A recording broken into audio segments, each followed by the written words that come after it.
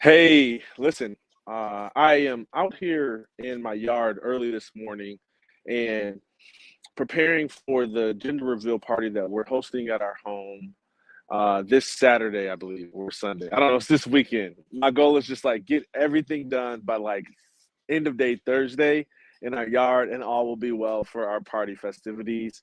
And my wife is kind of on that game.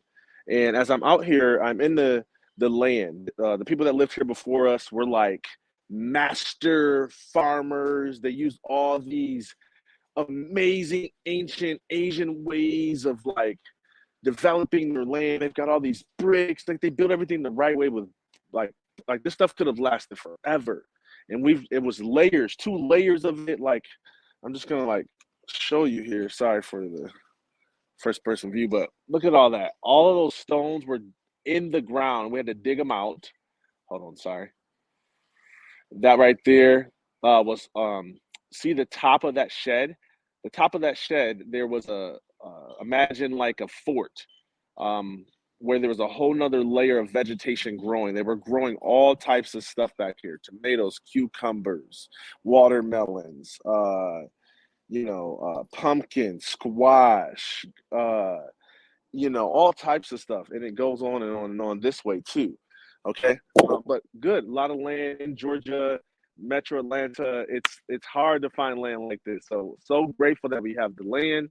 And I just wanted to get rid of it. I didn't want it was overgrown with weeds. We weren't taking care of it. I'm not farmers. I'm a speaker. I'm out here doing stuff. And as I'm in the yard, I mean, I got tools and I'm digging. I get my hands dirty. You see, I look like crap if this shirt wasn't reflecting such a bright sunlight. There's just dirt, and I'm lifting cinder blocks and digging in dirt. I've been doing this day after day after day, and I started to hear this narrative in my head that literally I questioned in a moment if I was in a being a slave, if I was somehow a modern day slave, if I was trapped in the story that they told me and the way that the economy is working and the way that money is exchanged and the profession I chose and the upbringing I had and the community I was raised in, if somehow these breadcrumbs have led me to the same place that my ancestors was. And I started to have this whole narrative, and I thought about my last name is Stinson, which is a slave name. Okay, and the family, the owners who owned my family back, not too long ago, their last name was Stinson, so they named all their slaves Stinsons. So we were their property that they would sell. We were their estate. So my last name is that, and that's why I thought about changing my name so many times. But it was like, who cares? Whatever. The name is nothing but the meaning that I assign to it. Blah blah blah blah. But what I started to identify was that I was feeling in the present moment like I was a slave from not too long ago, say 100 years ago. And I know there were slaves at a shorter time than that, but let's just say in some of the heat of it, right? Um, all because of stories that I've heard before. Stories every year where they, you know, Black History Month, and they tell all the slave stories. And I know the narrative is shifting a little bit, but there's still so much more positive stories that we could tell. But there's a lot of bad. There's a lot of bad, and not just in our part of the world. But let's just focus on America, right? Like I've heard all these stories about slavery, and I saw all these movies, and I watched their punishment be that they had to till their own ground. And because I watched their punishment be that they had to till their own ground, I okay, my wife's coming out here.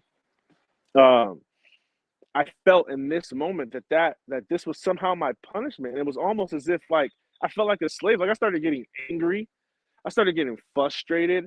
I like wanted to like slam the brick. Like I felt like I was trapped in slavery, and it was crazy. I was having a whole emotional reaction to something that wasn't even real. I'm not a slave. This is my yard. I own the land. I could pay somebody to do it, but I'm out here doing it myself. So it's not the same. It's not the same thing at all. And I am paying somebody to help me. I'm not doing it by myself. Uh, but I'm out here and think about that. Think about storytelling. think about the stories that you've been told and how that has defined the meaning that you give to life, the way that you interpret other people, the way that you interpret yourself, the way that you interpret your profession, your expertise, your field, and how ask yourself the question, what story are you telling yourself? Because what are we but a byproduct of the story that we tell ourselves? And I just started to flip this. I feel that it's why a lot of black folks won't do gardening and such triggering. Love this flip of the story. Yeah, absolutely. It's like I'm having a whole reaction to something that's not even present in my life. I'm not a slave. I'm not like I'm not no one's going to beat me. Like I'm literally married to a white woman. We have mixed children, but somehow I still feel like that because I've got this old slave name, this stories that I've been told. What if I was never told that my last name was a slave? Like what if I was never told that slavery used to exist? And I know that there's people that would say, well, there's part of honoring that, and there's lessons we learn from the past. We don't have to delete the past. I'm not advocating for deleting the past. I'm advocating for not continuing the evolution of the story. The story is not trapped in this time period in the civil rights movement. The story is continued on.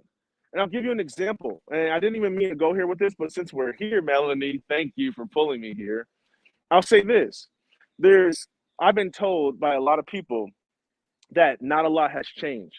Some people believe that the new Jim Crow is mass incarceration. And I've read the book, and it is a phenomenal book. And there's a lot of solid research that shows about gentrification, that shows about the war on drugs, that shows about the design of prison systems, that shows the disproportionate and the injustice and all this stuff. Like, I get it. I so get it. I see that as a problem, but I don't agree with the narrative that nothing has changed. I just can't. In the way that if anyone wanted to debate me, the number one thing that I would say to them is this. If you want to debate me on that, okay? If you really want to debate me on that, then tell that to Martin Luther King Jr. Tell him, everyone loves Martin Luther King Jr. Everyone loves what he stood for. Everyone, like, tell him to his face that nothing has changed since your death. And see how much of a spit in his face that would be. So much has changed. I literally live within, I don't know, 100 miles or less. It's probably 30 miles. I don't know, 100 miles or less from the place where just 60, 75 years ago, probably more than that for me, just 150 years ago, I'm more generations removed. So 150 years ago, my ancestors were being enslaved and labeled and farmed. So, and here I am, interracial marriage, mixed kids, right up the street from the plantation, Stone Mountain. We had a whole multicultural celebration during what was it, Memorial Day on Stone Mountain. Tons of people, tons of races, tons of ethnicities, tons of social economic status, like so much diversity, so much mixture here in Metro Atlanta, baby. It's how we do it. So yeah, I am often in spaces that were void of black people not so long ago. Things are not perfect, but definitely better. Yeah, thank you. We get to write our own story. Absolutely. And we get to experience the truth of the story that's unfolding before us. You know, the truth is not that things are just as bad as they were. The truth is that things are progressing, things are evolving. We're growing, we're becoming more connected, more united, more understanding, more expressive, more creative, more innovative, less fearful, more fearless. And that's a beautiful place to be. So what I'd love to hear from the people that are watching this, and if you're watching this on the replay, just hashtag replay. Would love to just engage with you there. But let me know this: what story have you been telling? Like, what story have you been telling yourself? What story have you been telling your children if you have them, your family if you have it, your community if you're involved? What story have you been telling your colleagues? What story have you been telling your social media audience?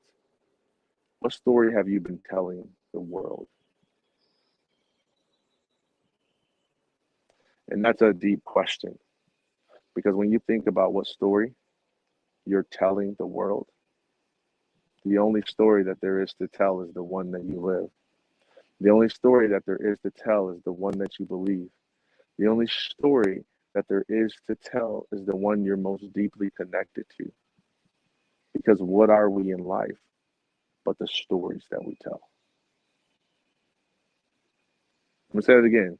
What are we in life but the stories that we tell? My great grandmother, I barely remember her. I I I remember her smile, her food, her love. Oh my gosh. And if I neglected to say my great grandmother, I'm going to say great. My grandmother's still alive, but my great grandmother, her name's Allie B. And man, uh, I can remember her smile. I can remember one time she whipped me with this switch when I was younger. I was cutting up. I remember she used to always take the family to church. She used to always cook. She used to always sing the solo at church. But what I remember more than her in her physical form is I remember the stories that my grandmother would tell of her. I would hear my grandmother. I saw my great grandmother more I felt more connected to my great grandmother through my grandmother, Greta, all because of the way that my grandmother, Greta, told her mother's story. Oh, God. Okay, let me come to you. How much more connected could your clients be to your message if you told better stories about what it is that you do? How much more lives could you change if you told better stories about how people could change their lives? And we stop repeating random, I don't want to say disconnected, but random, sporadic phrases that we learn from other people. I'm telling you, that's the game. If you make that your action and you ask yourself today, what story am I telling myself? What story am I telling? What story am I telling myself, my others, my community, the world? What story am I telling? The construction. So you get it. You get it. Let me know what story you're telling. I can't live in my purpose like that deep purpose and actually thrive. Oh, no, it's the opposite. It's the opposite. We are not a slave. I know you're not thinking you're a slave, but seriously, it's the opposite. I used to think the same thing. Is that somehow I had to choose between like profit and purpose. But what I believe, they say if you find what you love to do, you'll never have to work another day in your life. And people are like, yeah, but like, does it pay as good? I get it. I get it. I believe your purpose can be profitable. Matter of fact, I think the more in alignment that you are in your purpose, the more potential you have to be profitable. Like it's more probable at that point because you're in your lane, you're in your zone of genius. Whereas like when you're not, even if they're paying you, let's say you're making what's like a good salary, 150K salary plus benefits, plus matching 401K, plus company credit card, plus company vehicle, plus all expenses paid, plus. Okay, let's say that's the job that you have, and there's nothing wrong with those jobs. I want to pay people that amount of money work for me. So like I don't believe everybody has to be a CEO or an entrepreneur or whatever. I believe everyone should learn entrepreneurship. Everyone should learn how to run their life like a CEO, but not everyone has to be CEO or an entrepreneur. Okay, not at all. We all have our different paths. But let's just say we're talking to a person whose path is not supposed to be that. the 150K salary job with all the pluses. When they get in alignment with their purpose and they become a specialist, and I'm not talking about a specialist like the coaching industry is saying, just, call yourself like a marketing gypsy and then like you're a specialist at just that. I'm not talking about like making up stuff. I'm talking about actually being the real deal. Actually being the real deal. Like actually being in your true zone of genius, your true expertise, the thing you were divinely created on this earth to do. And if you need proof that that exists, look at your DNA, look at your fingerprint. There will never, think of all the billions of people there have been, and there will never be another person exactly like you, even if you had a twin. Y'all are still different. Woo! That's the level of expertise. And that part of you, all of you really, but that part is divinely designed. Oh my gosh, dude. Like if I was preaching, this is where scripture says that you're fearfully and wonderfully made. And people don't know what that means. They just quote it and it doesn't make them feel better because they're not connected to the story. They don't understand what that means. They don't understand it refers to a master painter weaving together every little perfect detail as to be fearful, not afraid, but reverent of the masterpiece he or she was creating. And that's how all of us are made. Look at our DNA. Look at the way our bodies are wired. Look at the distinctions in our facial features. That's how unique you are, everyone who's watching this. And that right there is specialty. That right there is premium. That right there is worth more than 150K. You know how much people would pay for that? I'll give you an example. Okay. I was working at an institution. Someone might be watching this. I can't see who's all watching this. I see it's like they're bouncing back, Hey, Paula, you met me at coffee a while back. I love what you are saying. Surround ourselves with positive, uplifting people helps us tell stories of our past with intention of change without hate, fear, or violence. Keep up your positivity. Amen, Paula. Like, everybody give Paula some love in the comments. Dropping some gold, Paula. Thank you. Trying to figure out what SWGC stands for, but it's either the coffee place in Mount Pleasant or a coffee place in Nashville or Georgia. One of those three locations. My vote is Mount Pleasant, and if I met you there, that's a wonderful place. And if it wasn't there, wherever I met you was wonderful. But that comment was better. That comment was better. Okay, so where was I going here? Specialty is a premium. Expertise is a premium. Who would you rather pay, a generalist or a specialist? A surgeon that's going to operate on the most vulnerable part of you, right? Your living organs have your life in the palm of their hands. Would you want somebody that's just like, oh, I kind of do it all, and I do this because I get paid, 450 grand as a doctor? Cool. Or somebody who literally felt like it was their purpose. Like when they were a child, they were fascinated by the human body. Like there's something, they come to tears when they think about the opportunity they have to work miracles with their hand. Who would you rather work with? Who would you rather work with? And I tell you what, if there was a doctor in this world, which I know there are plenty, matter of fact, I'm working with a couple that are my clients, but if there were more, which I know there are, that told their story like that, I'm telling you, more people would rush to them and what they charge would go up because demand would increase for the limited supply of who they are and what they have. And the only way for them to scale the supply of their divine genius is to create coaching programs or courses or books or, train other trainers to help, administer their genius. Think of like Walt Disney and how many people take his idea of creating magic and like execute it on that level. Like that is who all of us can be in our own regard. And we don't have to all run some big major conglomerate like that.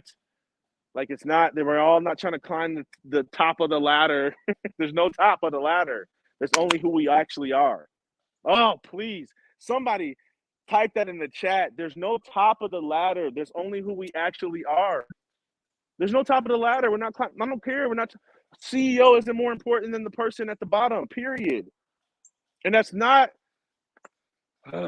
it's it's a different value exchange. You pay the CEO more than you pay the janitor monetarily, but value is different than worth. And I'm telling you, it doesn't make a human being better than another human being. Love it. Okay, cool. I know I'm preaching a little bit this morning, but what story are you telling?